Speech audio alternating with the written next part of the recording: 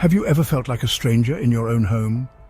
Imagine standing on a shoreline, feeling the ground beneath your feet dissolve, a world you once knew quietly slipping away. This confronts a question haunting the West. Are native populations being systematically replaced, their cultures unraveled by design? As we explore the evidence and the fate of a vanished researcher named Julian, we'll ask, what truths are too dangerous to reveal, and what does it cost to seek them?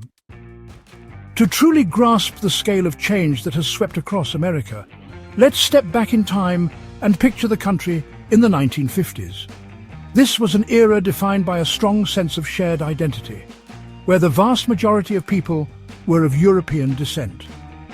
The culture was largely homogeneous, and there was a prevailing feeling that most Americans were part of the same story, living out similar dreams and values. Neighborhoods were tight-knit, and the rhythms of daily life were familiar and comforting. People felt a deep sense of belonging and social trust. It was common to know your neighbors well, to rely on them in times of need, and to share in each other's celebrations and struggles. The bonds of community were strong, and there was a widespread belief that everyone was working toward a common good. Of course, this wasn't a perfect era, far from it. There were deep flaws and injustices, and many voices were left out of the mainstream narrative.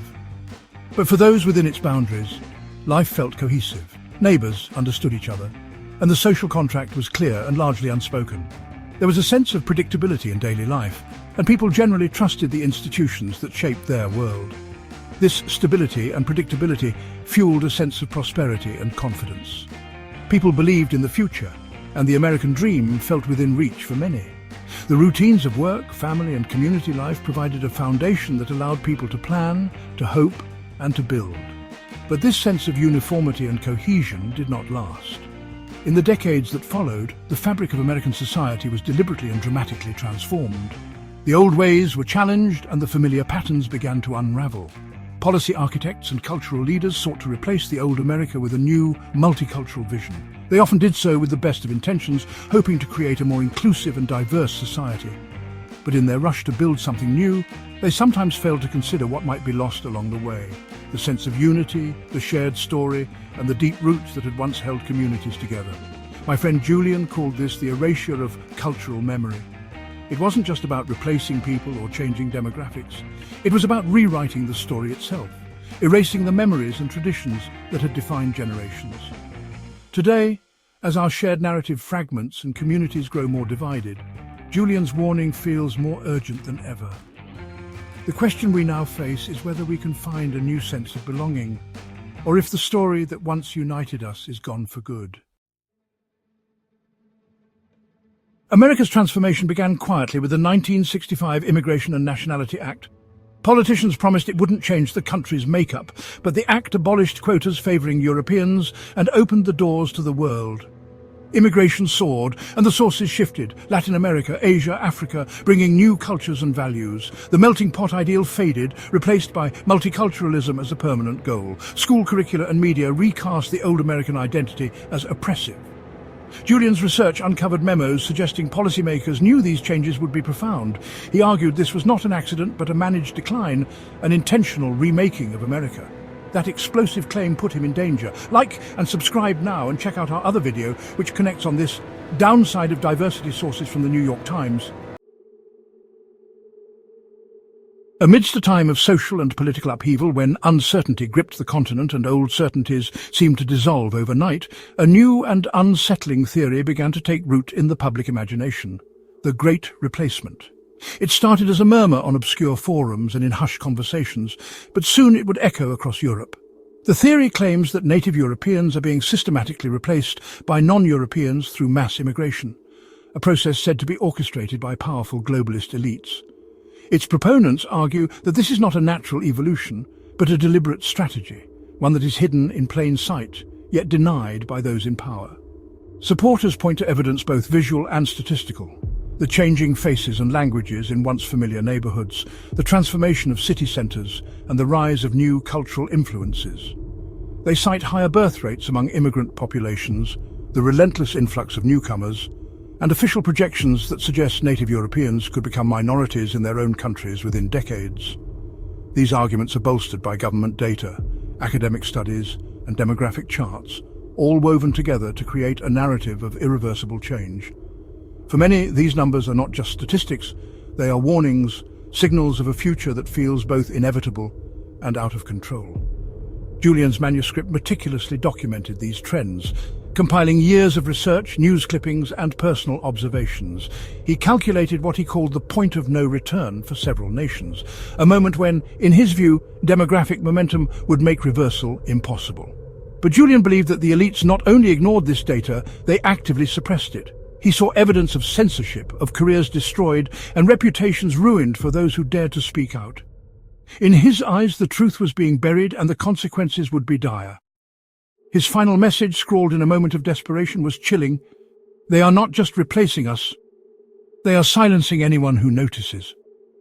For Julian, the threat was not only demographic but existential, a battle over who gets to define reality itself. The emotional power of the theory lies in what people see with their own eyes, the shifting makeup of their communities, the unfamiliar languages, the sense of loss and uncertainty. Its force, however, is rooted in what the numbers seem to reveal, a future that feels both unstoppable and unacknowledged. For Julian, the replacement was not just a theory, it was a certainty, a fate sealed by the silence of those who refused to see. Nowhere is the great replacement more visible than in France, where decades of mass immigration have created parallel societies and fractured national identity. Assimilation has failed. Riots, crime and alienation are now routine. Italy faces similar pressures, with illegal immigration straining services and fueling political crisis. Julian saw these not as isolated crises but as fronts in a continental transformation.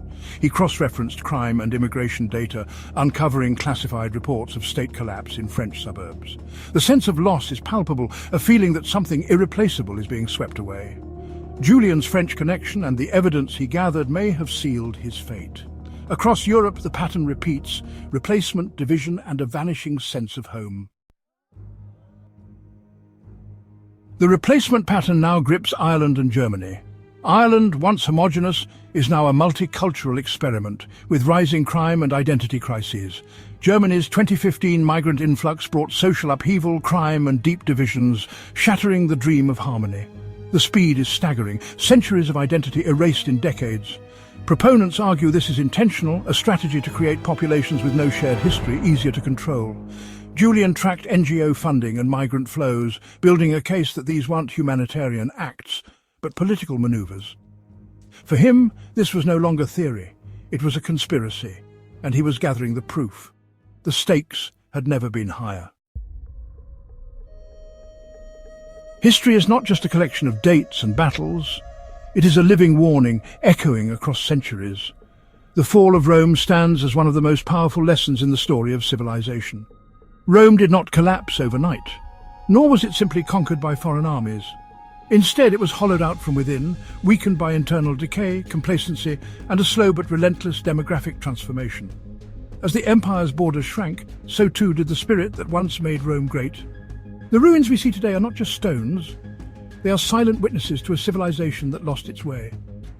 Over time, Rome's core population was diluted by waves of outsiders, people who did not share the same loyalty to Roman values, customs, or identity. The sense of unity and shared purpose that once bound the empire together began to unravel. The newcomers, often welcomed in the name of progress or necessity, brought with them different traditions and priorities. The result was a society that no longer recognized itself, divided and uncertain of its future. Today, the West faces a hauntingly similar pattern. Across Europe and North America, birth rates are falling to historic lows, while mass immigration transforms the cultural landscape. Once vibrant neighborhoods grow quiet, family lines fade, and the confidence that once defined Western civilization seems to waver. The question arises, are we witnessing the slow erosion of our own foundations? In his final manuscript, The Roman Warning, Julian argued that our leaders have turned their backs on the lessons of history. They celebrate diversity as an unquestioned strength, ignoring the reality that too much division can breed conflict and weaken the bonds that hold a society together. Instead of learning from Rome's fate, they repeat its mistakes, convinced that the past has nothing to teach us. Julian saw the West's transformation as a kind of civilizational suicide, an act orchestrated by elites who are either blind to their own heritage or openly hostile to it. These leaders, insulated from the consequences of their decisions, dismiss the wisdom of the past and undermine the very foundations that made their societies strong. His conclusion was bleak, yet urgent. The pattern is repeating, and unless we change course, the end may already be written. The warning is not just for historians, it is for all of us living in the shadow of once great civilizations. The lesson is clear and sobering. Replace the people, and you inevitably replace the civilization itself. The culture, the values, the achievements, all can vanish in a single generation if the core identity is lost.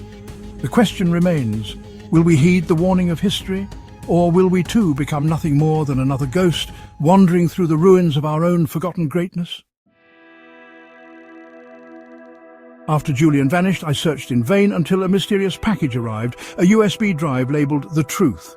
Inside was his manuscript locked behind a password only I could guess. When I unlocked it, I found overwhelming evidence, demographic data, secret memos, names and organizations. Julian had entrusted me with his life's work, merging his personal struggle with the fate of the West. Reading it was chilling, the pattern of replacement and elite complicity was undeniable. Now, the burden was mine. What would I risk for the truth? The story was no longer abstract, it was personal, urgent and inescapable. The question, would I act or let the truth die in silence? Julian sacrificed everything for the truth, passing the torch to us. The Great Replacement is not a myth. It's a demographic and historical reality, visible in our cities and statistics. We stand at a crossroads, accept managed decline and erasure, or choose survival. These are choices any other country would be forced to make if they were in the shoes of America, Ireland, Germany, France or Italy. We must make mindful policies regarding mass immigration, especially as climate change persists, which will worsen immigration trends globally. The time for silence is over.